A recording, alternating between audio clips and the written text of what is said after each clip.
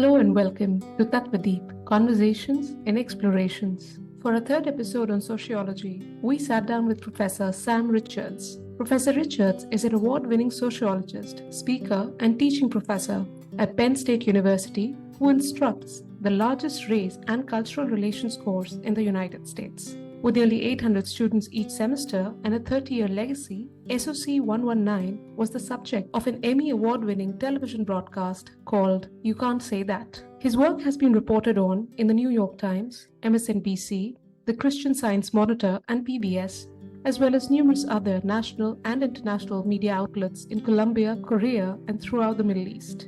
We talked about what sociology means to him, the invisible forces which shape human behavior, his approach to his discipline, life values that sociology can bring to people, empathy, the difficulty in forming beliefs, how to challenge without offending, how to compare and contrast ideas to form a wholesome worldview, and the importance of hearing people you disagree with. We hope this conversation can help the listeners see the tattva, or the true essence of sociology, and its ability to help us understand the meaning and purpose of society, and our own role and responsibilities to make it better.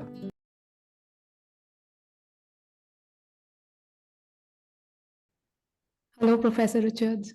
Welcome to Tattva. Yeah, thank you. Thank you for inviting me. I'm very happy to have you with us. So I'll just get started right away. And my first question to you is a very basic one. If you could start us off by sharing your understanding of what sociology is. You know, it's a social science, right? It's a science, and so we're trying to seek causality, and as all science is doing. And in social science, we're trying to seek causality just to, as in sociology, sociological questions, right? Which means, trying to understand human behavior and what leads people to think, act, and feel the things that they do. And so there's one thing to kind of focus on individuals, but then there's another whole set of issues related to when we focus on groups. So we want to understand why people, as they're operating in groups, think, feel, and act in the way that they do. And, sociology is we kind of zoom out, right? And we want to kind of understand this group behavior. And I don't mean crowd behavior. I mean, people who share similar demographic traits, let's say, or cultural traits or anything at all. And so, it's almost as though there are these kind of hidden forces that are in play that lead people to operate as individuals. Like, people are operating as individuals, but they're doing things in association or connection with the groups to which they belong, right? And so I like to say hidden because the very simple sociology is saying, like, well, poor people are less likely to go to school or something. Well, okay, that's just a given. I mean, there's so many things that are very kind of basic, right? But then there are the other deeper questions, the hidden, the invisible factors and forces that are shaping our behavior and that we don't understand and we don't really see. And even sociologists have a very difficult time understanding them. And one of the classic studies in sociology is suicide, which is very much a personal act. I mean, it's something that any individual does on their own. You don't consult, the world about that. I mean, it's something that it's a deeply inner decision to take one's own life. And yet what we see are very similarities and commonalities between people who commit suicide, which means that there are almost like these invisible strings that are down touching us and connecting us, and the people who would take their own lives have the similar invisible strings that are touching them, right? Well, there's sociological strings, and not just psychological ones, but sociological ones, because we see people with certain demographic groups being more or less likely to commit suicide. So then the question is like, wow, what is it about, being a man or being religious or being, these other things that would lead me to make a deeply personal decision to take my life, right? So this is the sociology that's really fascinating to me, is understanding these kinds of things. So yeah, so that's what it means to me, I suppose. I mean, that's the very beginning. That's the 5-minute version, I suppose. Sure. I think as the conversation progresses, we will probably be understanding it in detail as well. Another thing that we're very interested on this channel is to understand how people approach what they study, what they do.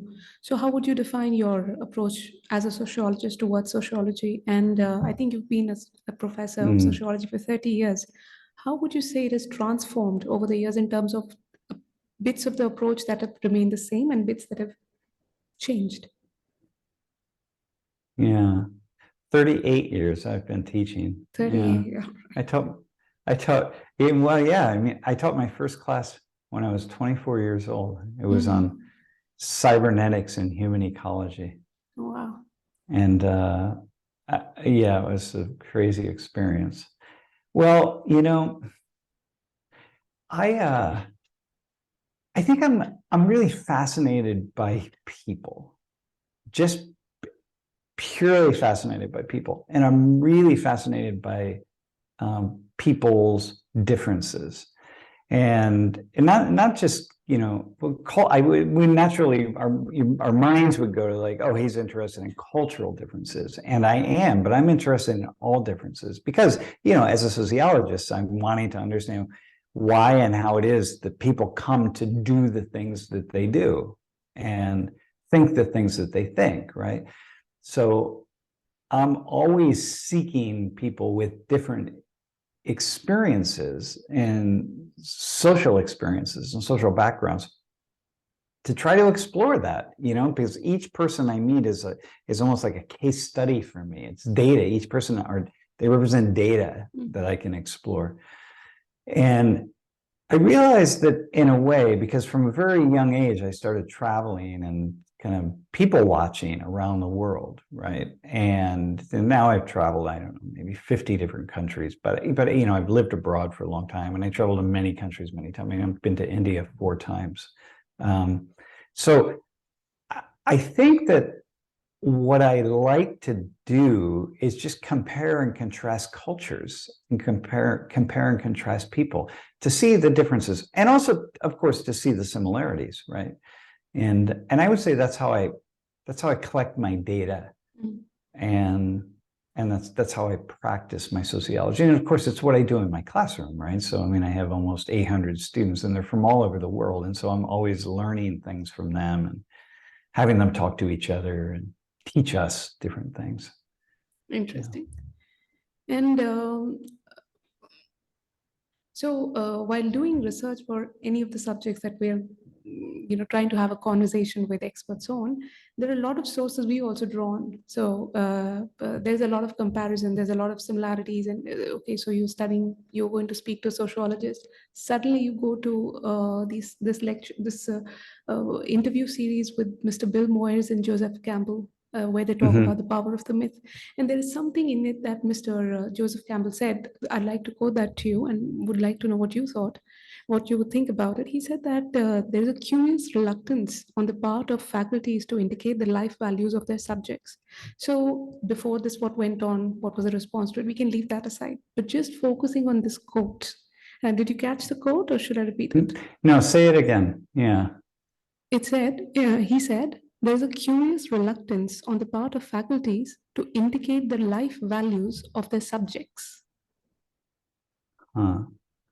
A curious reluctance on the part of faculties to indicate the life values of their subjects. Yeah.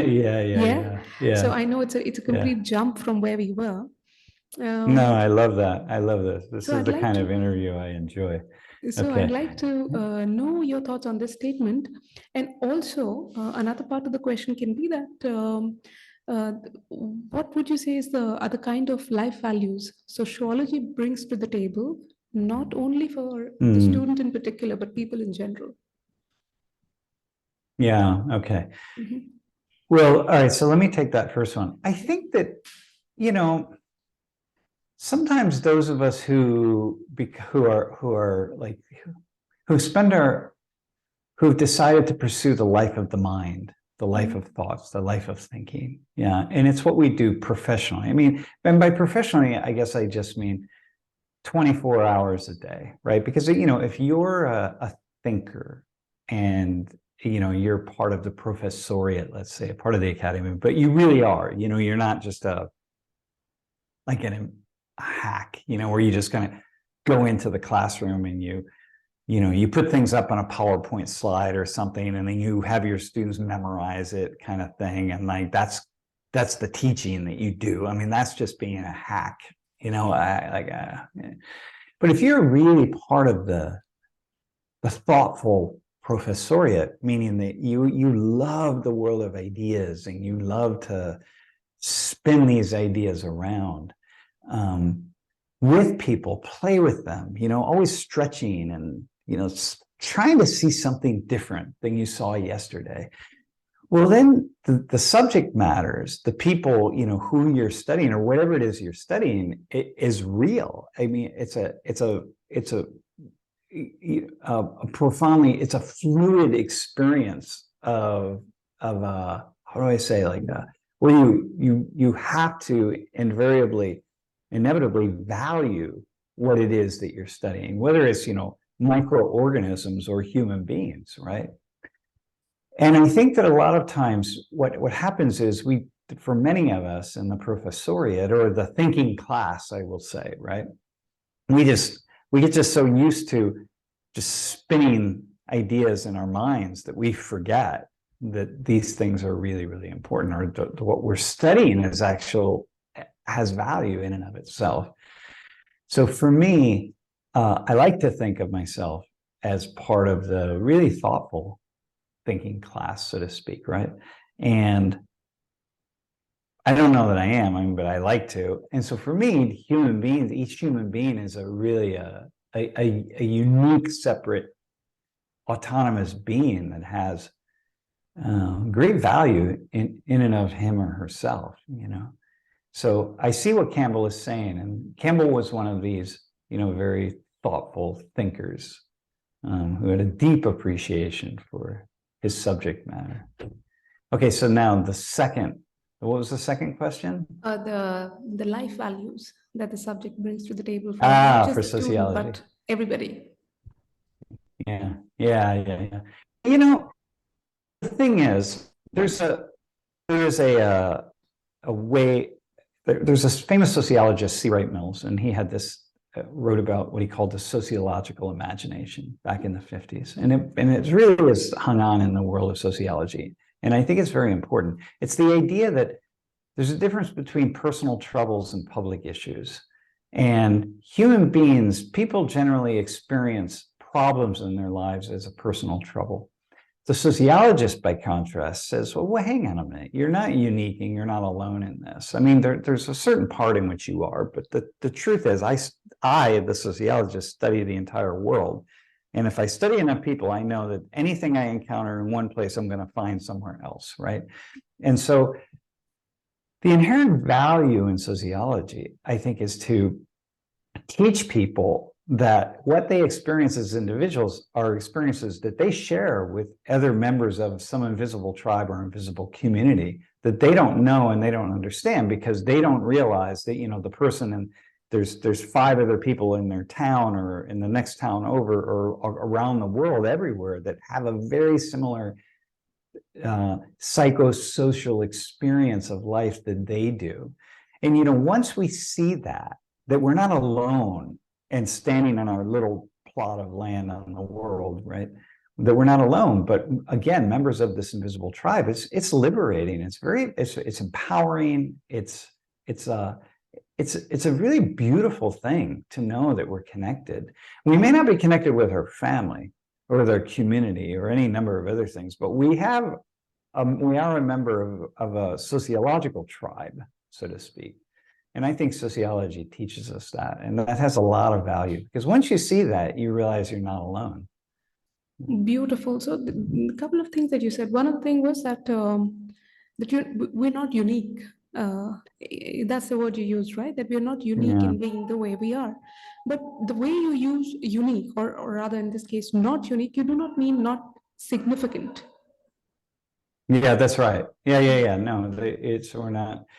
Yeah, but you know, but also at the same time, there's a beautiful way of seeing how we're also not significant. I mean, we are and we're not, right? I mean, this just takes us out of sociology and like, let me just look at the stars at night and think like, you know, in our galaxy alone, you know, like 300 billion stars, and then, you know, through maybe another 300 billion galaxies. I mean, it just goes on, right? So at the same time, that's where we got to step outside of sociology and say like, well, you know, our significance is relative. Yeah, which is also very empowering. You know, as a lot of people would say, like, hey, that's not, oh, that makes me feel alone and isolated. And I say, no, it's going to empower us. That's what's so awesome, that we're connected to the whole insignificance of the entire universe, which makes us have a significant experience. Right. Yeah. Right. Because we also spoke to, like I was telling you earlier, with the physicist on this channel who said that you just like a dot, Yeah. in the universe, and you're, so don't take yourself, maybe it leads into a zone of interpretation. You know, what tools do you have Yes. to interpret that? Do you start seeing yourself as nothing? Do you start taking yourself less seriously? Do you start, like, where do you go from there? Like, as a Yeah. sociologist, how, that's exactly what you're saying, right? Yes, exactly. So, you know, for me, and then the other side is I'll say, well, if I feel, you know, sometimes when I look up at the stars, I feel at the same time connected and disconnected in equal measure, because I'm such a tiny little speck of nothing. And yet, wow, I'm part of all of this, right? So it's two things, right? So I am God, right? I am the God of everything, or the gods, but you know, it's all the same. The gods are the God. I mean, you know, it's one body of reality. Yes. And I am nothing. I'm Yeah. just nothing, right? Yeah, it's such a thing So that we also had a conversation with linguists on this channel, and then semantics, and then words, and then how we use the meanings, and that is also the cultural shape that a word takes. And we yes, sometimes, the emotional response we have to to a word. How can you say I'm not unique? How can you say I'm insignificant? I think the problem is we do not know how to deal with this. And yes, would you say that the problem arises because we end up restricting the meaning of the word to mean something, only one thing, and not expand yeah, it to, and when you study other cultures, maybe what is happening is the meaning is getting expanded because another culture might see that as differently. Is that a yes, bit of a stretch, or? yes. So, you know, for me, when I just made the statement about gods, God, you know, so I mean, this is, you know, polytheism or like Hinduism. You know, I study Hinduism. I know, like, I have a window into this, and so it matters for me. It lifts me up. It elevates me. It expands my consciousness as a human being, to see the world sociologically and recognize the many different truths, the many different ways of seeing and speaking and understanding that come from being part of a culture in one side of the world, or one part of the world or another. And that's very empowering, you know. And so sociology can just keep us focused on that. It keeps reminding us that everything is relative. It's relative to where we're standing. And it's an empowering and enlightening way of seeing the world. So relative to where we are, right? So where we are, the physical location could be in terms of, like, I'm in India, you're somewhere else. And so when you say it's relative to where we are located, does that mean that the knowledge that that place gives us makes our worldview relative? Is that what we are Yes. saying? Yes. Now, there are some absolute truths in the world for sure, and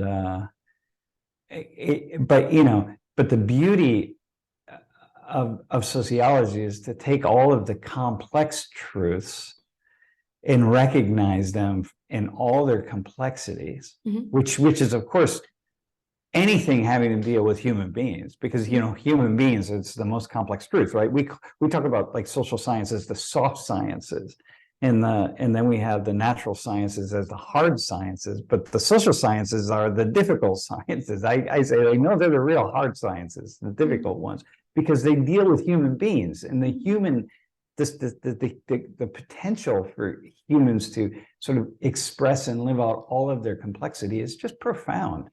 And so I like to think that, sociology allows us to step in these truths in different areas of the world and experience them in their complexity. But as people in those parts of the world see those truths, and then it leaves us, when we do it correctly, when we do it well, when we do it with an empty mind and an openness of a 3-year-old child, the curiosity, right? Mm-hmm. Then we can't help but seeing things that we've never seen before, just by standing in the shoes of somebody in some part of the world who sees things differently than we do. Mm-hmm. I think you also talk a lot about empathy. Yeah. Yes. So yes. Can you tie this, the concept of empathy, explain it the way you understand it and help us understand it better? Yeah. Well, in my one TED Talk, so my wife and I have been called the parents of radical empathy. Mm-hmm. In my one TED Talk, I forget, how did I define empathy? Oh my gosh, I don't remember. I don't think I actually did define it, huh? No, I defined sociology. Okay, so empathy. Mm-hmm. The simplistic way of seeing that is, okay, like you stand in the shoes of somebody else, right? Mm-hmm. And the empathy is to be able to, we say, it has kind of become twisted, right? The empathy is to be able to feel the sadness or the grief or something with somebody else. Kind of like sympathy and empathy kind of go together in this way, right? See the world from someone else's eyes, right? Well, I mean, that's what it is, I suppose. But empathy is like, it calls forth to really, to do it well. It calls forth an empty mind. You have to get to a place where you empty your mind. You empty your feelings, you empty all of the preconceived notions that you have of a particular person or a particular group of people, right? Because, you have to, because that group is way more complex than I could imagine. So, for example, if I were to say, okay, let me empathize with Dalit women in India, just women, not even men, the Dalits, but how about just women, right? Well, my God, there's nothing that I can say about all Dalit women, I mean, so, but if I empty my mind completely and then I step into the shoes of somebody and I have enough experience at it that I don't take the first thing that comes to mind, like I really sit. And if you're really good at empathizing, it's like you're percolating, it's kind of like making a really good dal. And that you're cooking, you got to cook it for 6 hours, not 3 hours. You got to cook it for 6 hours, right? And like a chole or something, right? Like, oh, okay. And that's 6 hours, between 3 and 6 hours really matters, right? And so when you get good at empathy, it's sitting there, empty your mind, and like walking in the shoes of somebody else. It's really fascinating, and there's a lot that you can understand about another person, their emotional experience, their intellectual experience, and so on, or another culture, another group. So I have a question here. So you are talking as someone who has been doing this for a long time, both things in terms of empathy. So you're an experienced empathizer. See, so you know how you empathize, and you've come to understand it through the experience you've given yourself, the experience you've had of empathy. Yeah. And you are saying that if it is this group of Dalit women in India that you would want to empathize with, you are saying that this group you've never met, but they exist. You probably know what they look like. You probably have a bit of understanding of their background, but you've never spoken to them. You've never done any research. You've never met a researcher who's worked with them. Just simply by having that tool of empathy, which you have honed over time, you empty your mind, which is another process in itself. Yeah.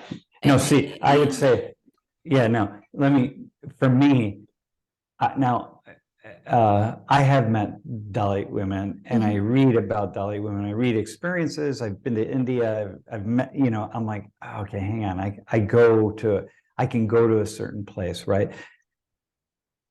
And it's much deeper for me because, I've recognized as I've developed a certain amount of wisdom and practice over the years, I realized, hey, I can't just like read something about Dalits, as I might have when I was like 25 and say like, oh yeah, I can imagine what that would be like, And it's like, no, you can't actually, like you can't, because it's not, because if you say it's just negative, oh, that must be terrible. I can imagine when it's like, no, it's not negative.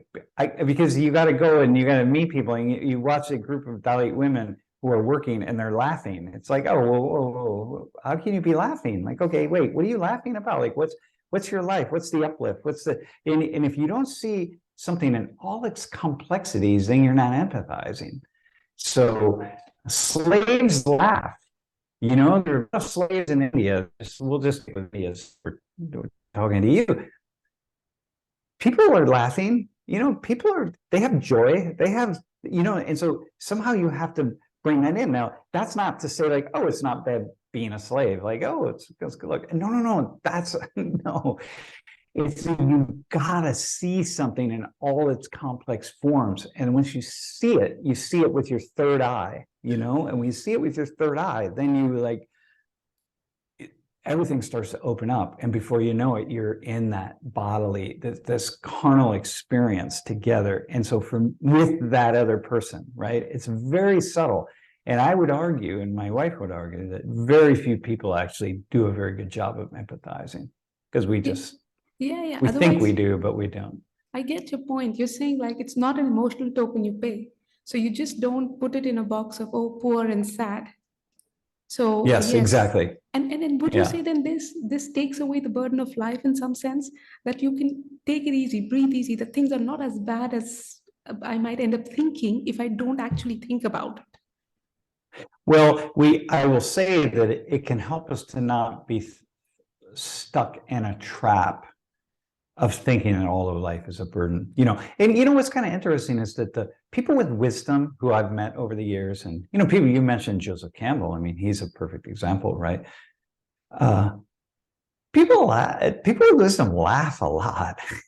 They find a lot of joy, even in the things that in which one would not expect to experience or joy, right? But we even just the terrible stuff. You laugh at not laugh, it's just like everything is potential, right? And so sociology teaches this as well, right? Like, and a lot of sociologists, we get stuck on the negative stuff, right? Because look, sociology emerged as a profession. The word, actually applying the word to sociology in the late 18th and 19th century, when people were trying to understand the impact of the Industrial Revolution.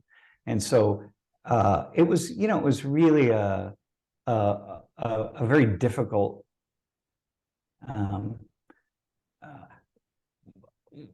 people asking very difficult questions about very difficult reality, right? And so there's a way in which we associate study of sociology with study of social problems. So sociology problems, we look at problems because it emerged trying to understand, the worst effects of the Industrial Revolution. Well, many of sociologists are still stuck there. Like every department of sociology offers a course called social problems. I mean, everywhere in the world, that's social problem. Why social problems? Like, why not something else, right? Well, so it's unfortunate, or I suppose it leads us astray to think that sociology is just to focus on all these negative things, because it can only lead us to sad thoughts, whereas it's actually quite enlightening as a profession to help us really understand how to live the world in a cool way. So in some sense, I mean, what you're saying, if I understand it correctly, you're flipping the angle in some sense, because there are people who might say, if you say the, that the world is not a sad place, then you're not taking it seriously enough, because there is enough sadness to Yeah, go around. yeah, Everyone is, especially if you've never experienced poverty, you don't know that there are a yeah, lot of people who don't get a meal a day. So how can you take away this burden of yeah, life? How can you say that, you see, so you're flipping it around, and yeah, yeah, yeah. yeah, yeah. Well, yeah, I love this question, but I love where we're going in this conversation. So, well, the problem is, what kind of sociologist are, so I want to, let's say I want to be a really thoughtful sociologist, right? And I want to be an intellectual, right? With wisdom. Let's say that that's my goal, and that's how I want to be, and that's how I want to shape my thinking, and so on. Well, what kind of thoughtful sociologist would I be if I'm only looking at sadness, the negative stuff? Because, like, what about the other half of the time, or 90% of the time, that people are laughing or not being sad? And that people who are really living lives that we could say are miserable are laughing, are like, okay, it's like, this is, or people who are really rich and well off are sad. And so we're not being very thoughtful thinkers, right? And I think what you're trying to do in this, in your project here, right, is to really understand what's the most thoughtful thinking about something. So, for me, I mean, I've spent plenty of time under having deeply personal experience with people who just are just struggling with misery, and like, but what I've discovered is that doesn't define all of them. And so now it gets really complex, you see. So, like, Right. Yeah, right. Also, like, okay, so you were saying, so around the times of the Industrial Revolution, a lot of problems. Uh, I'm assuming now that the problems that were at least not so much in the forefront, or were not there at all, the Industrial Revolution gave birth to newer problems. So we needed ways to deal yeah, with those newer problems because they were really serious, right? And yes, so sociology was born as a bit to understand what's going on. But in some sense, if you look at the work of someone like Mr. He was a Canadian writer, author, researcher, Mr. Manly Palmer Hall, when he describes the life of the American Indians, for example, yeah, yeah, right? He describes their life, and he says how he talks about their societies, and he talks about the foundation of the societies. There's something that the society is based on, and where it is coming from determines where it is going. So, because it's rooted. So he would say, like, for example, it was very clear that the elders of the group would tell the youngsters, would give them certain manuals, certain instructions within which they were supposed to operate. So some people might say, well, that's very limiting, and probably that's where the conversation is now globally, or in a lot of places in the world. But that also gives you a sense of a grounding, that you're not really ever going to be lost. You're not going to be orphaned completely, and left into this, deal yeah, with it yourself, find your own way out. You have something to hold on to, and so the study of society that's in that way, or actually my question would be, if it was mythologies, if it was these instructions from the yeah. elders coming down to the young people, that was driving the society forward, or at least sustaining them where they were, what do you think is the fundamental what do you think are the fundamentals, driving forces of cultures and societies today? Mm, mm, wow. Okay, well, first, I want to respond to something.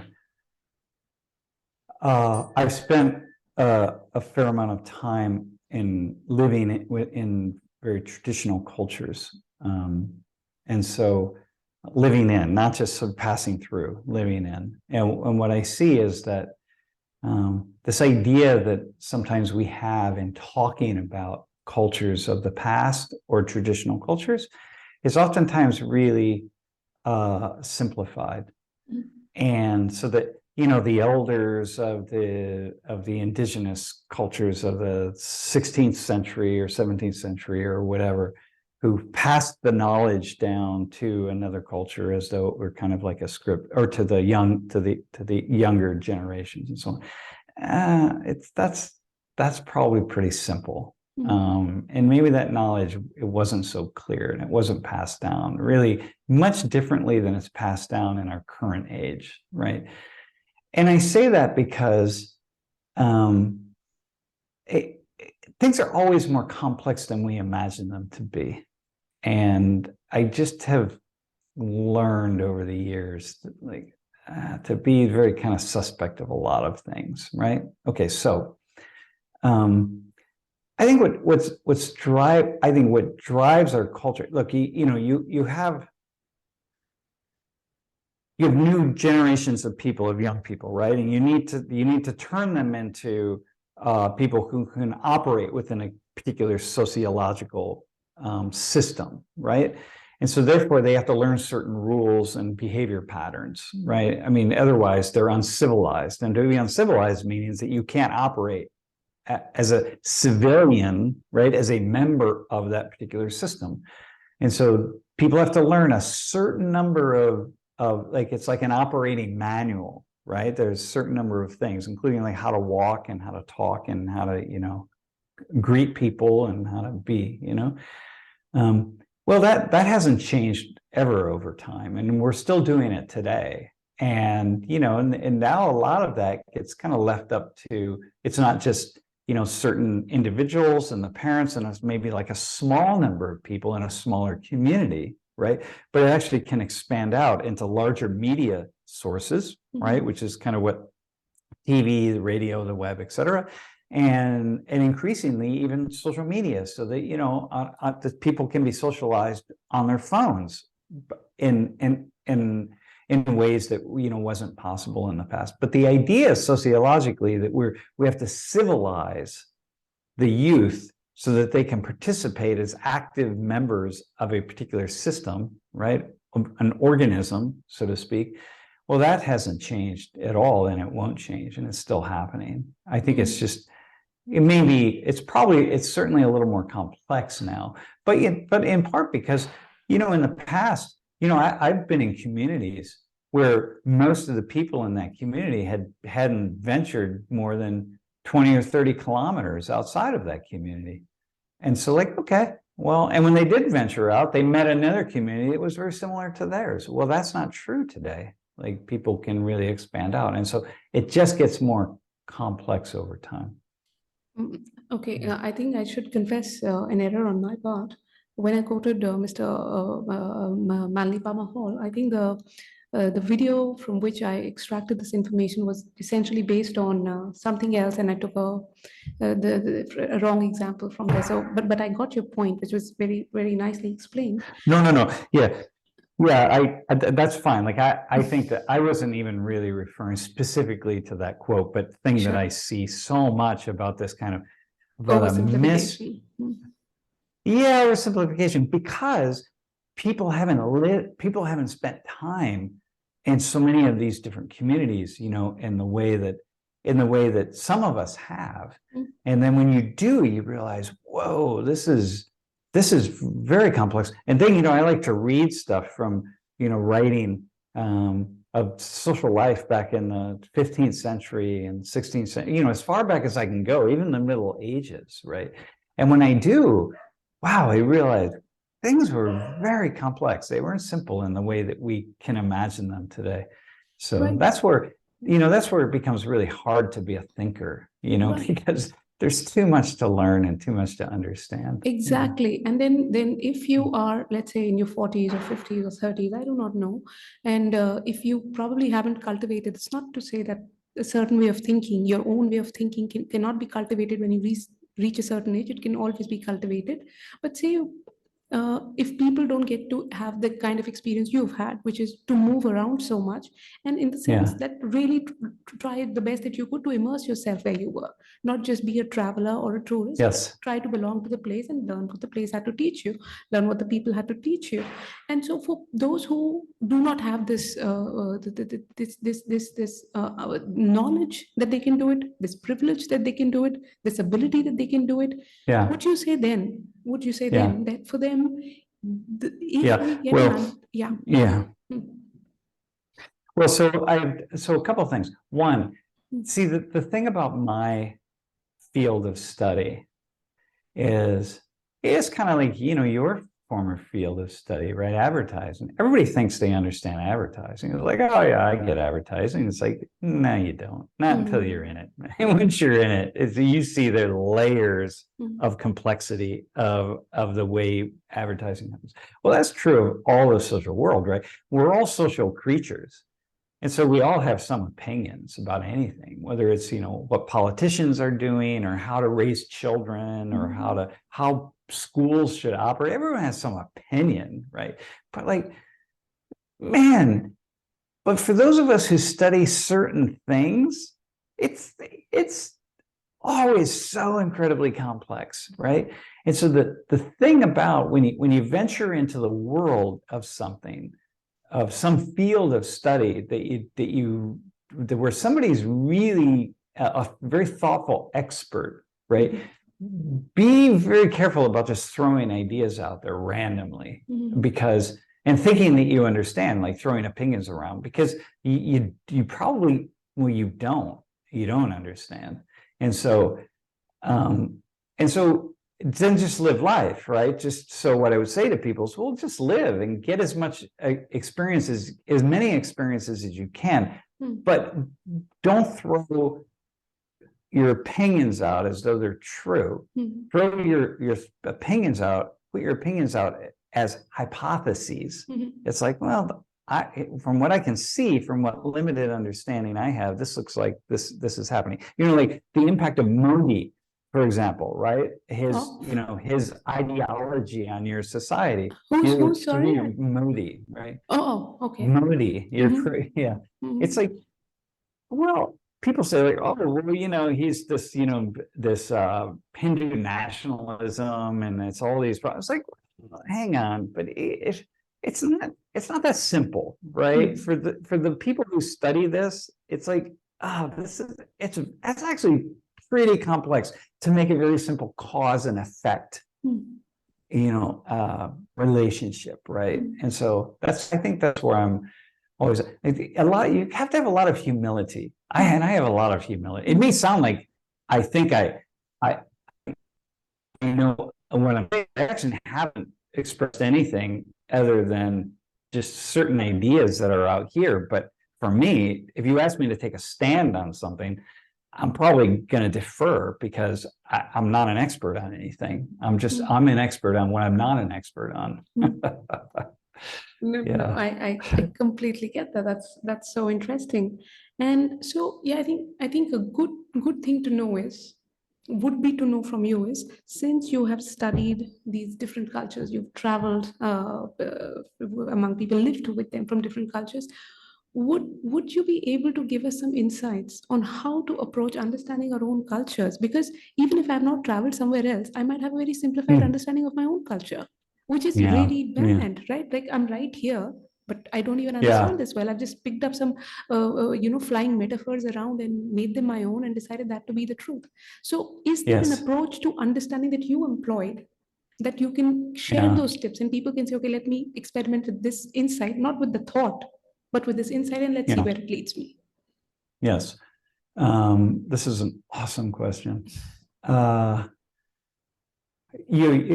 place to start is with people who are completely different from you, whatever it is, and the way you live and the way you think about the world, your political ideas, whatever it is, right? Start with people who are very different from you, and in particular, people with whom you disagree, and try to understand them.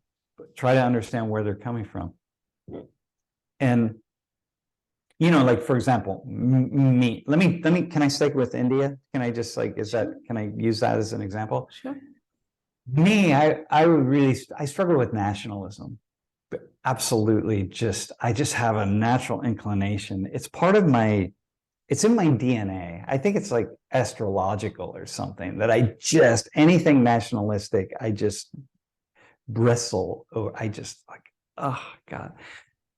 Well, I've had to really therefore I can't say anything about nationalism, right? Anybody who identifies as a nationalist, what can I say? Like, I don't know anything about it because I'm like this. So like, that means I don't know anything. That means I haven't absorbed it. That means I don't have any sense.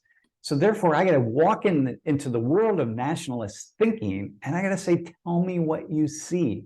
How did you get here? Right? How is it that you can be like in India, you can protesting that the Muslims are going to build a new mosque in a particular neighborhood, and you're going to join 1,000 other people walking down the street protesting that. So I'm like, wait, hang on. So let's sit down together. Tell me what you see. How is it that you got there, that you would join this protest, right? And like, okay. And then talk to somebody else, and then somebody else, and like try to really comprehend that. And then that's when you start to begin to understand your own culture. Because what happens is when we try to understand our culture, we only understand the things that we like and the things that we relate to. Well, with that, we don't understand our culture, right? So like, this is like, go to the things that are opposite of what you imagine, because that's the only way to begin to see the complexity of a people or a culture or something. Right. So what you're saying. How's that? That's a cool, by the way, that's a very cool answer. That's a cool answer. And it's so insightful because it's so alive. It's leading to more things. See, because when you say this, what I'm noticing is this. So if you have an aversion, right? Now, aversion and a very strong aversion, it's a strong emotion. So you recognize that emotion and you allow that to lead you, because your need to know is bigger than your emotion. Yeah. Yes, exactly. Yeah, exactly. And then, this is, well, it's hard. Well, let me go back to what I talked about earlier. We talked about with just extreme poverty, right? Mm-hmm. And say like, well, if I'm, first off, if I'm, I grew up in the more of the lower class in the United States, right? So working class, not the lower class, but like a step up, like working class. So, I didn't grow up with a lot of privilege. I mean, I had privilege, I suppose, in comparison to many people, right? But certainly around the world, very much privileged. And today I'm very privileged in comparison to people around the world. We have a tendency to look up, and I would say, well, I'm not that privileged because I don't own a private jet and, whatever. But like, the fact is, I'm in the richest, most powerful 1% of the world's population, because I got to look at the entire world. So like, I'm very privileged. Well, typically in those moments that I'm around people with very limited privilege, or who are just experiencing a fair amount of misery, and I will call it misery, but I say that with a small m, not a capital M, okay? My tendency is going to be to look away, like, oh, I don't want to see that, to not be able to see, again, it's like with my third eye, to like really to zero in on it. And if I don't do that, then I'm not seeing something. I'm missing it. It's like, really, it would be like trying to understand what it's like to be Jewish and never speaking to anybody who's Jewish, never going to a temple, never anything. It's like, well, that would be silly, but that's what we do often. Mm-hmm. Does that make sense? Yes, of course. Yeah. I would also now refer to one of the TED Talks that you gave, one of the earlier TED Talks, which is called The Wisdom of Sociology. And you say that the core idea of sociology is that we're shaped by people all around us, which is essentially the domain around in which we have been having this conversation since we started what is sociology. This is essentially the thought that you always, it seems to me, that when it comes to you, empathy, humility, how we influence each other, how we're connected, and a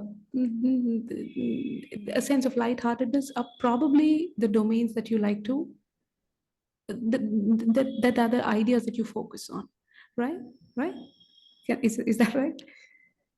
Okay. So now what I want to know is, In what way do you mean shaped? The core idea of sociology is that we're shaped by people around us. In what way do you mean shaped? And would it be Mm, okay to say that sociology is the right tool to know the extent or degree to which the shaping is taking mm, place? mm. Yeah. Yeah. Wow, this is a really interesting question. Um, See, I can see like your questions come out of your experience in advertising, right? Because the way you break something down, it's really fascinating. Uh, well, the simplest way is, I wear certain clothes, or I wear my hair a certain way, or I do, I'm shaped by, right? I'm socialized by, like I learn how to, again, I'm civilized by, right? As a term that I used earlier. That's the kind of the simple, the surface level run. But for me, that's not really the interesting stuff. The more interesting stuff is actually the deeply inner ways in which just my feelings, or the way I breathe, the way I just like it, the way I still my mind, being shaped by the way people around me do that. And not just people, in my family or my community, but people in my culture. Like Americans have a we're really a unique population of people, right? As all people are, but we're very unique. There are these subtle ways in which you can spot an American or understand an American, and it's just like so that almost like only another American would. Like you could give me a paragraph of writing and say, like, give me 10 different ones from 10 different people around the world, and it's all in perfect English, right? And spot the But different American. ones, right? I could probably pick out the one that's the American, right? And maybe I can't, but I'll narrow it down to three, I'm sure, right? And so when I say shaped by, that's kind of what I mean. The most interesting things are the stuff that we don't see ourselves, right? So, yeah. And And by the way, I'm not answering your question. And the reason I'm not answering your question is because the best sociology, right, is studying the things that we can't see, right? That's the most interesting sociology, is studying factors and forces that are invisible. And I'm always saying this. yeah. It's like, well, they're invisible for a reason. So you got to just keep seeking to try to find them. But that's what first off, it leads me to conclude that I'm wrong 99% of the time, right? Because I'm just throwing hypotheses out. So that's very humbling, actually, as a thinker, that I could get, I'm 62 years old in a career that I've been studying as a sociologist for 42 years, and I'm wrong 99% of the time. So it's very humbling. And yet it's what keeps me going, Yeah.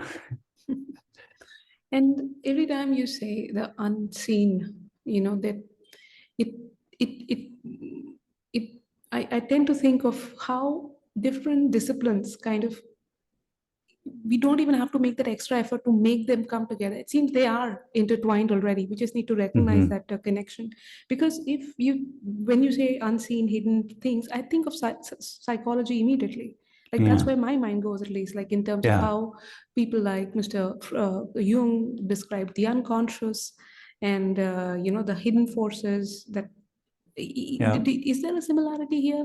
I'm sure there is an influence, but Yeah. how would you define these hidden factors? Like if you can give them a word, the ones that you've been able to unveil to yourself and to your students, what would those hidden factors be?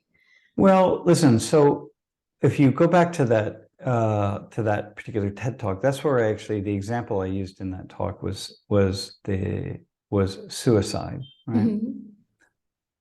And this is why this is the most probably important sociological study, was by Emil Durkheim, a famous 19th century sociologist, on suicide. And what he did was he looked at the rates of suicide, how they're steady over time. every year after year in a particular culture, group, collectivity, we will say, right?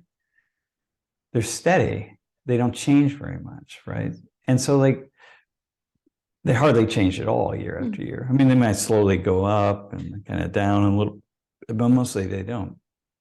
Well, what that tells us is that there's something sociological happening, because the individuals that are making an individual decision to commit suicide are being shaped, they're being held in place or pushed forward, held in place, pushed forward, it's the same thing, by these sociological forces that are very steady over time, right? Year after year. Otherwise, the rate should change. If it's a psychological action, it should change. It should go here and here and here and here, because individuals are choosing that. So like, well, I'm going to just make that decision. You're going to make the decision or not. But it's almost as though society says, whatever society, this thing that's like an organism, right? Says, well, we need 110 people in this particular community to commit suicide this year. And it's like, and then, 112 do. It's like, okay. And then the next year it's 109 or whatever. But if it's year after year, it's almost as though it's saying, it's insane. Yeah. We need this. And so like, whoa, so what are the invisible forces that are leading that to happen? That are leading 110 people in that community approximately year after year to commit suicide, to take their own lives. It's like, that's profound. And that's what holds me, that's what pulls me forward as a sociologist, to try to understand those kinds of things. Right. And I could say the same thing is true with crime, right? Why is it that the homicide rate doesn't change very much? It's like, well, that's bizarre, right? Like, okay, well, that's sociology, and that's pretty cool. Not that there's murder and homicide, but the fact that the rate doesn't change. Yeah. Another thing that I would like to ask you from this same quote is the bit about people around us. If you're indeed shaped by people around us, then those around us have been constantly changing. We were like, when we were growing up, it was for me, it was my family, neighbors, school friends, cousins. Those were the people around me. And now the people around us are online. They can be from any part of the world. So would sociology be able to tell us of certain fundamentals that run common across how people shape people, even though this generally this change is happening now, especially? Yeah, so this is actually a really interesting question. I kind of alluded to this earlier, but let me just say more about it. The fact that we've got this online presence, and we can be shaped by in so many profound ways by things that are online, and it hasn't radically altered. Right now, by the way, you've asked. This is such a complex question. Okay, so I would just want to say this at the outset, that I would need to sit down for an hour and disentangle this, right? Unwrap it and kind of put it back together. But let me just say a couple of things. I'm struck by, how we've had this online presence for the past 20 years. It's been 15 years in which kind of everybody's had a smartphone, been online, but 15, 20 years. And the world hasn't changed that much, I mean, it has, but it hasn't. So I find that to be really curious, because, we've got so many opportunities to be very, very different. And we're not, right? Children are raised, nothing has changed very much in how children get raised, and they end up as adults in a kind of similar way. So anyway, that's just a thought that runs through my mind when you ask that question. I think that a lot of people have this idea that, all of this online presence is negative. Again, it's like this tendency to see negative everywhere. Especially, like sociology, people who study in my field will tend to see that kind of thing, academics. it's also equally positive, right? It's turned people into better communicators in a lot of ways, right? We look at 10-year-olds, 12-year-olds, 15-year-olds, and their heads are in their phones all the time. It's like, well, they're not getting socialized. They're not learning how to talk to others. Well, yeah, but they're learning how to communicate with others better than they ever did in the past, right? How often in the past were kids who were 10, 12, 15 years old just kind of sitting and listening passively? And they're not really learning to communicate. They're just listening passively. But now they're communicating, and they're learning to negotiate all sorts of thoughts and feelings and perspectives and that online that they never had to do in face-to-face, in the relatively few face-to-face exchanges that they had. And so that's pretty cool. But you see how it goes in the face. It's opposite of what we imagine, what we first see. And this is what, go back to Joseph Campbell, who you first referenced. This is what I learned from Joseph Campbell, always like turn something on its head and see what it looks like from that perspective. Very interesting. Yeah. Did I cut you short or? No, that's all. So I didn't fully answer your question, but I gave you an answer to the question. Yeah. I got a sense of what you're saying. Certainly. So, okay, another thing I think I think we're asking sociologists is if they would be able to, answer this question based on their experience. Like, how would you say people go about forming their beliefs? Is this a part of something that a sociologist studies? Sure. Mostly people just follow the beliefs of people around them or the things that they encounter, right? And which is understandable. That's how we've done it. That's how human beings have been doing it. Homo sapiens for 200,000 years, right? You just, whatever's around you, you kind of pick that up, and then you imagine that it's your own, right? Like maybe your belief in God, or your belief in how to raise children, or your belief in any number of things, and so that's what happens, and that's what has to happen, right? Because again, we need to civilize people because we have to get along. It's very difficult to live in groups. You cannot have too many outsiders. You got to have. It's like traffic. Even in India, you have like the traffic looks like when you first arrive to a place like Delhi or Mumbai or something, it looks like it's just a complete mess, especially when you get to an intersection. But it's actually not. Everybody's doing their thing, and there are relatively few accidents compared to what one might imagine, right? And like, wow, there are rules, and they're just subtle ways, and it's so fascinating. Well, we have to do that, because if we don't do that, if we don't socialize people, then it's just a big chaos. Right. Hang on, I forgot what your question was. What's the question? I think you answered it very nicely, like about how we probably go about forming our beliefs. And if your study across different cultures has shown you that people's approach to their own beliefs is perhaps different, or is the approach, this is how they pick up no matter where they are, at least in the place that you've been. Yes, it takes an immense amount of energy to develop one's own belief system. It's incredibly. I've been working at it for 42 years ago. I was 20 when I decided to commit myself to a life of the mind. 42 years I've been working at it, and I'm not sure. I think I've just sort of barely dug into having my own beliefs. I think that's your humility. Well, I used to think I had some, and then I got smarter.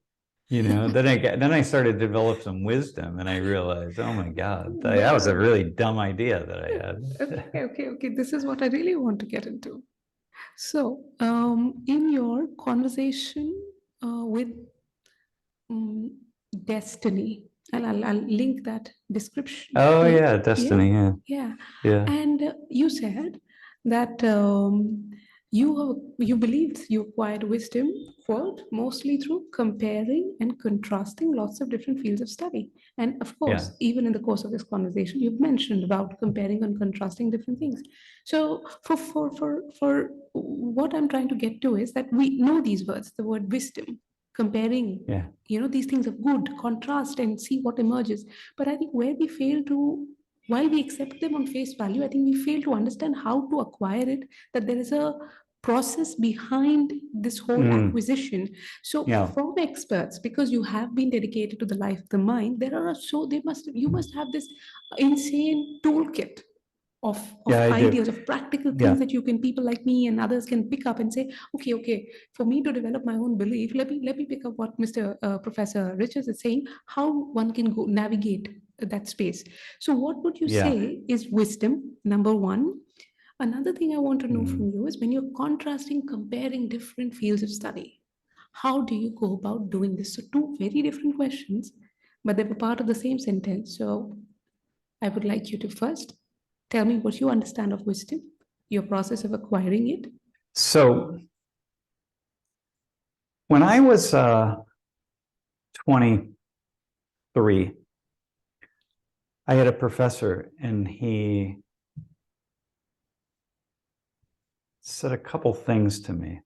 Well, first off, my mentor was a professor from Lebanon, and I was really lucky to have him as a professor, because he was a very famous scholar in the Middle East. But he taught at my university, which was a very small university in Ohio called University of Toledo.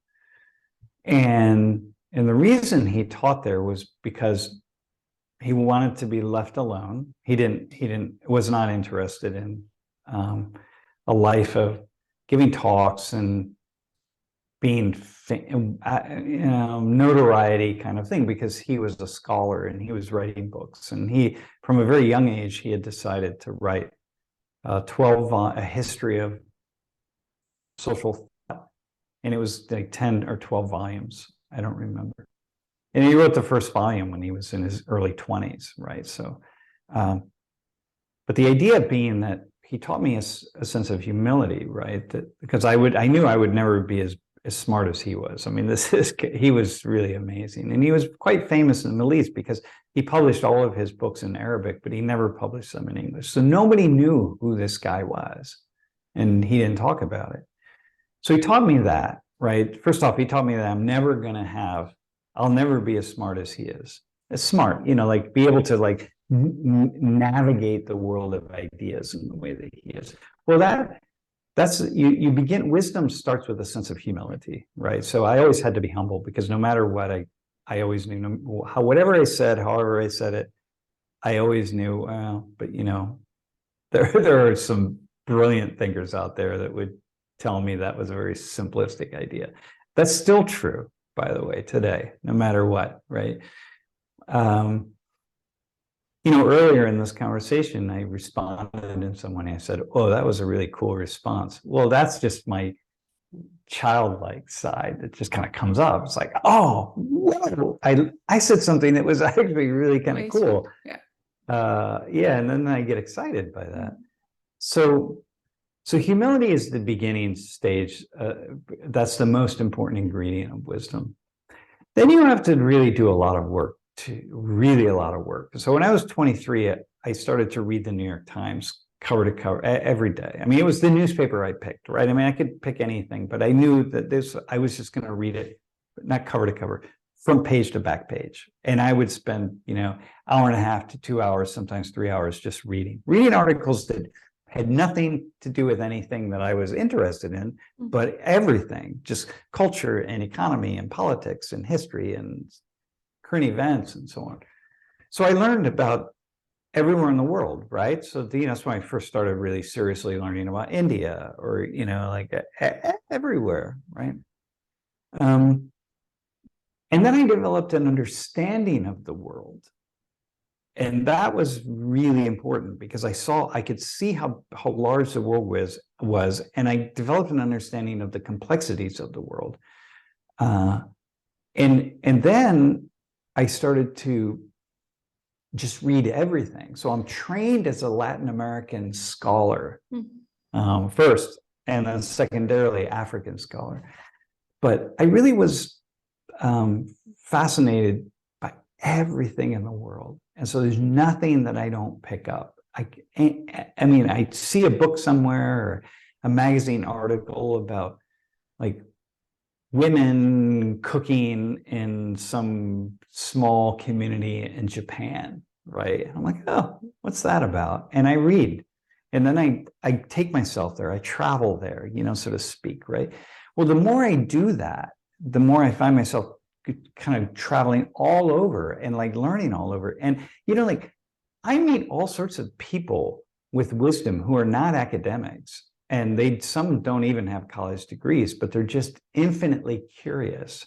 And they just read and read and read and talk to people and study people, and they ask questions, and they've acquired over time a great amount of wisdom, because they start with this assumption of humility, and then they just keep asking questions. So the third thing is questions. Just ask questions, endless, and never accept the answers. Because first off, nobody has an answer to the best questions that you can ask. Nobody has an answer. The simple questions, of course, they do, but the best ones, they don't. And so, like, I take something like advertising, right? Just you're the field that you were trained in. And I think, whoa, the most complex field in the world, and one of the most complex fields in the world, right? When you look into it, if you just are on the outside, you think, oh yeah, you just make these ads, but it's like, no, you're shaping human consciousness. And increasingly, where people think like, oh, these ads, they don't impact me. Well, of course they do. I mean, that's why we spend billions of dollars a year on advertising, and they get better. They just get better at it, and I think, whoa, if they're getting better, and I'm like resisting it, but it's still working just like it always did. So they must be getting even better. They must be doing things I have no idea what they're doing. And like, oh my God. And then that just takes you to this level of wanting to know more and more and more. And then ultimately, there's never enough time in the world to ask all the questions you need to ask and read all the things and have the conversations and so on. So that would be what I would say about the wisdom piece. Yeah. Humility, curiosity, questions. Yeah, humility. Well, no, humility, and then the hard work, day after day after day of reading and studying, and then curiosity and questions. Yeah, those two kind of go together. Yeah. Yeah. Right. And that's very, very interesting. And your thoughts on actually your approach that you can dig into about how you went about this comparing and contrasting of different fields of study. Yeah. Well, so what happens now, if you watch my class, you'll notice that I don't lecture at all. Once in a while, I'll talk for 5 minutes or 10 minutes. But, what I do is I have almost 800 students. They're from all over the world. People are watching online on the YouTube channel and so on. And what I do is I bring people down to the front, and we have some kind of conversation about. I just get them to say what it is that they see, or somehow participate in some way, right? Well, the reason I can do that is because I've had lots of experiences over the years, right? So whatever it is we're talking about, even though I empty my mind because I can't be the expert on it, I have to, because the students aren't going to talk. People aren't going to talk if I'm seen as the expert. But I know the kinds of questions to ask, and I know what's really interesting about some subject matter. And so then we walk into it. And I think that's how I operate kind of everywhere, right? That I'm just as, I was just in Korea, and, it's just as fascinating for me to walk into a store that sells beauty products as it is to walk into a temple. Because it's all really fascinating to me, so, yeah. Very, very interesting. And earlier, if you remember, you were telling me about how your aversion to the concept of nationalism and is there, but you still would like to understand from people who vouch for it, that what got you here. So keeping that as an example in mind, or not maybe, another thing I know that you talk a lot about is that you challenge your students. You tend to challenge your students. So I'd like to know how you see it in the mind, this whole idea of challenge, and is there a way of challenging without offending? Oh yeah, completely. Well, first off, when I challenge my students, I challenge them from a place of not knowing, not a place of knowing, right? So, and I challenge everybody. So if you're on one side of the, if you think nationalism is, it's good to be a nationalist, whatever. So wave your flag, love your country, this kind of thing. Okay, well, I'm gonna challenge you about that.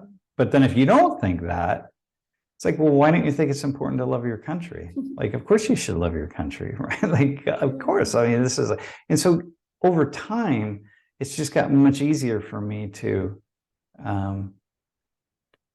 take multiple sides of things, because over time it's gotten easier for me to realize that I don't know the answer. Maybe nationalism is the best possible thing, and in the end, we're all going to become these nationalist entities. When climate change takes us down, and maybe we have some kind of small nuclear war, I don't know, whatever happens, like human beings, this will be like the 22nd century will be like these little enclaves of nationalism, right? Yeah, maybe that'll be the best thing. That's what'll allow humans to survive, Gotcha. So anyway, that's how I operate with students. That's how I keep it going. And they see that, people see that. They see that I'm really open to other ideas. And it's mostly just because I'm confused myself. So, Brilliant. And so how would you still, despite or because of this open-mindedness of yours, to learn both sides of the story, and not in order to come to any conclusion perhaps, but just to understand it better, what would you say that when you see an idea, any idea, all these different ideas that run in our world, whatever idea, what if you had to call an idea good idea or an idea bad idea, would you say you determine that from where it is headed or where it is taking us there? Or are there some ways of how you determine an idea to be good or bad, essentially? Yeah, that's interesting. That's a really good question. I think it's the kind of the level of complexity that somebody brings to it, right? So, for example, if I say, well, nationalism is actually kind of a cool thing, right? And so if I were to hear someone say that, my first thought is going to be, okay, bring this. I want to hear what you have to say here, because and then they start walking into something. It's like, well, listen, it's increasingly in the modern age, when it's increasingly difficult for people to establish boundaries around their collective identities, right? It's really important for people to feel settled somewhere, to feel like they're a member of some kind of community, because it allows them to just really feel like they have some kind of identity, and then they can appreciate the identities of other people. And then allows them to not be in conflict with other people, because they can more appreciate that somebody else has a different identity. And so I'm a nationalist here, you're a nationalist there. That's fine. This is good. It's actually going to allow for a greater peaceful understanding, and maybe just a better way of being settled in the world. And sociologically, in groups, there'll be less conflict and more cooperation. And oh, all right, that's actually a pretty damn cool answer. All right, I got that.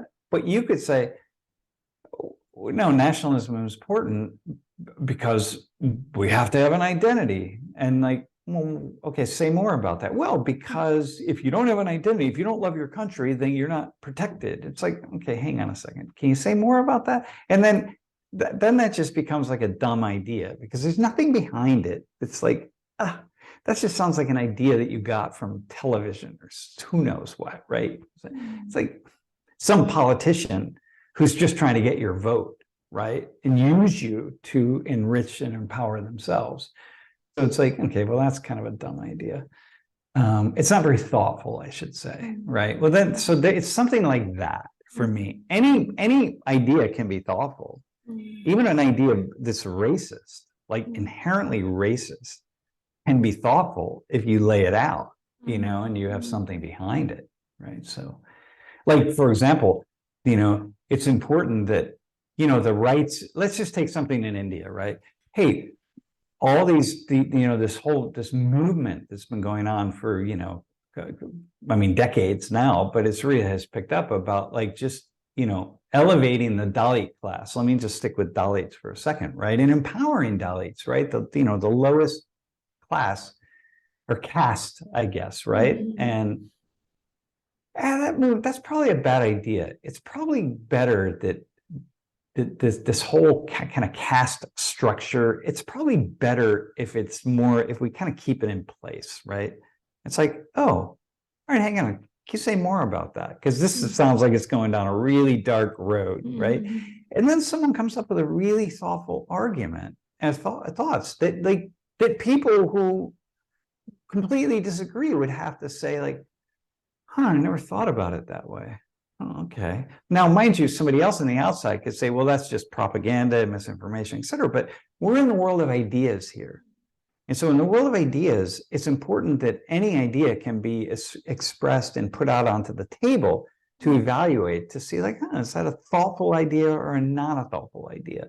And so I often don't know which it is ahead of time until I hear it. And then I say, oh, well, and in the end, I might disagree. It's like, no, the rights of individuals trumps that very interesting argument for maintaining the caste system, right? And not giving more rights to Dalits, right? Individual expression outweigh that. So like, no, it's a very cool idea. It's very thoughtful, et cetera, but I'm going to push it aside. Like, okay, that's fine. I get it. But So what you're saying is you keep your idea, but you do that after you've appreciated a potent idea that has been presented in opposition to it. But you say, I believe in mine, and then you give your reasons for why you believe in yours, which is most likely going to be like a fundamental in this case. It's a fundamental you stick with. Yes, and if I am always just like, no, the rights of the individual are the most important, well, then you're going to go down an alleyway that gets you nowhere, because it's never always the rights of the individual, right? So, yeah, I mean, again, this is what makes like a life of the mind in the way that sort of I've chosen to live, really interesting. But in the end, it's also about not just the mind, like my life, but it's also about my relationship to other people. So sometimes I take positions that I don't necessarily feel are the best position, but I'm going to take it anyway because it's important for the community as a whole, right? Like, oh, okay. Wow. Do you hear dogs howling? No. Okay. If there are dogs howling, though, that's a good thing. I like dogs howling. You do? Oh my God. Here I'm going to tell you something so contrasting, because here where we are, we're in South India. My husband and I right now, we're in South India. And where we are, everybody around us, they see it as a bad omen right there. It's a bad omen. Immediately they'll tell, shut up dogs, or, tell them to just go quiet and shout, and they'll get afraid. Because for them, the culturally, it's, I think if I'm not wrong, it's like if they're howling something bad, like a death of someone. Right, right. Okay, well, this is a perfect example, right? Okay, so for me, it's like, oh, I like dogs howling, and then you say, yeah, but okay, so here it's a bad omen, and I'm like, oh, okay, that's pretty cool. All right, so let me say more about that. Okay, so all right, so now I forever think about dogs howling is like, oh, but what if I saw it as a bad omen? And then I would say, well, that's superstition. Like, come on, like that's just stupid, right? And that's stupid, but that's pretty kind of like, and then I think, how do I know that? Like, maybe it is a bad omen. I don't know. Like, dogs are an expression of the life force, right? And it's like, and dogs have a unique relationship with human beings. We've seen that for 10,000 years, right? So like, whoa, maybe there's something going on, and people in South India, in your neighborhood, wherever it is, like maybe they see something that the rest of us don't see. Like, oh, that's pretty cool. And now that's forever in my mind, you see, and like, yeah. When I'm talking to you, I think now for the second or third time, I'm reminded of this philosopher of mathematics. We spoke to him. His name is Dr. Mark Gallagher. Have you heard of him? I think I watched some of that interview, and you sent the link to your website. I think I saw a little bit of that. Yeah. So he believes also, like his philosophy is that I doubt everything. But if you show me evidence, if I believe in something this way, but if you show me evidence that disproves it, I'll say like, okay, I'll go with the evidence being shown to me, something to that effect, the philosophy of doubting everything. So then Yeah. I asked him, then you kind of stay detached from everything, and that allows you to navigate easier. He says, yeah, in some sense. Yeah. Yeah. I think that that's true for me. Yeah. That's perfect for a mathematician, by the way. I would say the same thing. I doubt everything. But the problem is if I say, well, show me evidence. Well, for the interesting questions, there is no evidence, right? Show me evidence that the dogs howling that they're actually communicating something that's negative. Well, there's no evidence for that. Well, that makes it really fascinating. So I'm like, oh shit. All right. So like, yeah. Right. So that's the problem in my field. I get it. I get it. And even if it is like what you were talking earlier about ideas, so people carry ideas, and when they say and how they're able to back them up or not back them up, makes the idea relevant, irrelevant, good, bad, sustainable, unsustainable, right? Because of how we're able to back it up or not able to back it up. Yes? Yeah, yeah, exactly. Yeah.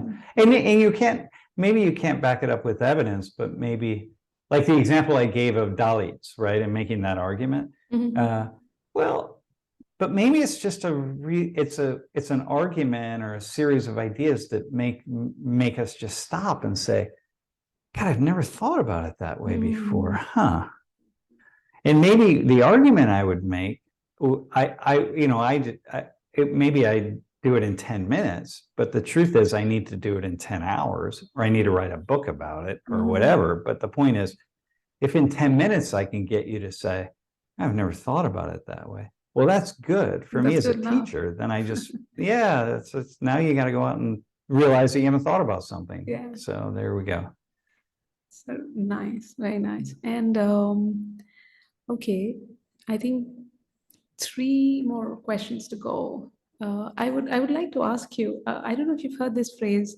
We see the world not as it is, but as we are. Yeah. Does Yeah. that? I What used would to that? have that I used to put that on my syllabus. Every Wow. So you class. have something to say about it. Like, what are your thoughts Yeah. as a No, sociologist? actually, I don't know why I put it on my syllabus. I just kind of thought it was cool. I don't think no one ever asked me to think about why I thought that was cool. So now I get a chance to, after 30 years. I think because in the end, we are products of our socialization. We're products of everything that came before us and all the experiences that we've had, and the unique combination of chemical and molecular structure, DNA structure in our minds and in our consciousness. So we only can take in the world to the degree to which our combination of senses, filtered through our experiences, can take in the world. But, I could have had a very different life and I would see the world very differently. And so it's just important to always remember that. And for me, with students in their, late teens and early 20s, that's especially important for them to kind of grab onto. Though I suspect none of them ever saw it in the profound ways in which they could, but maybe later in life they did. I don't know. Anyway, that's what I mean by that. What has sociology been able to tell you about who we are, we humans, and what our world is like? Oh my God.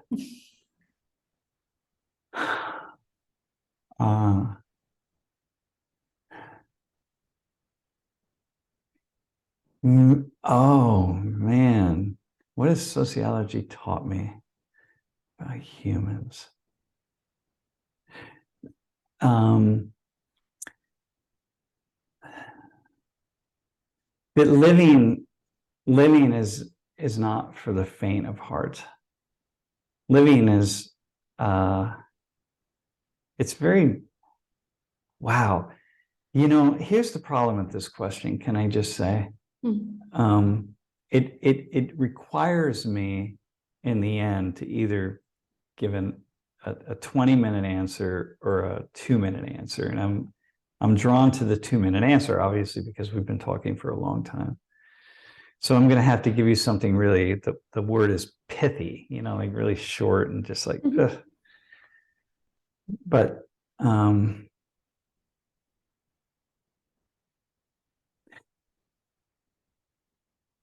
I think oh man, this is the most, I don't know why I don't know that anyone has ever asked me this question, by the way. This is such a lovely question. And even if you want, Professor, you can just record it and just this video setting, and I'll stitch this in because the 20-minute No, answer will also have like really no, let me in-depth. just let me give you the short one, because really I don't know even know where I would go in the 20-minute one. It's almost like a lifetime, right? Mm. I think it's taught me that human beings are infinitely awesome in their variety. That as I open up to seeing, to stepping outside of my own small world and into the world of others, either to understand how they live or why they live or think the way they think, etc., or just to understand anything at all, right? I think I'm struck by the just immense variety of ways of living, and it's really ultimately very, very cool, very, very fascinating. And Yes. that people are clever, and at the same time, people can very easily figure out how to live life by shutting down their minds and not thinking about things. So that's kind of fascinating. But it teaches me, though, that everybody sees something from where they stand and where they live that they've gotten. And if you ask them the right questions, they'll say something really profound. And I think that it really teaches me that. It teaches me to just try to ask the right questions to anybody, and we'll extract something out of them. Beautiful. And I will say that without sociology, I'm not sure I would have learned that.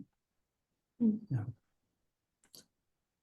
And the last question is, how would you say your experience as a sociologist has influenced your own life?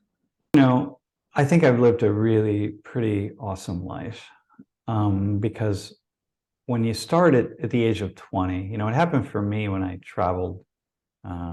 The first time I was 19 and I traveled up to French-speaking Canada. Mm-hmm. And I remember walking down the street in Montreal, and everything was in French. And I felt the foreignness of it. I felt that I was inside of somebody else's life. And I said, wow, this is pretty cool.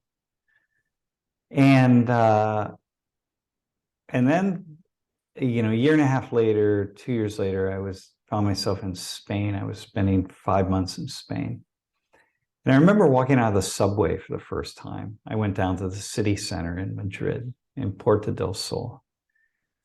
And I was learning Spanish, and I walked out of that subway and I looked around and I said, oh my God, it's like I'm home.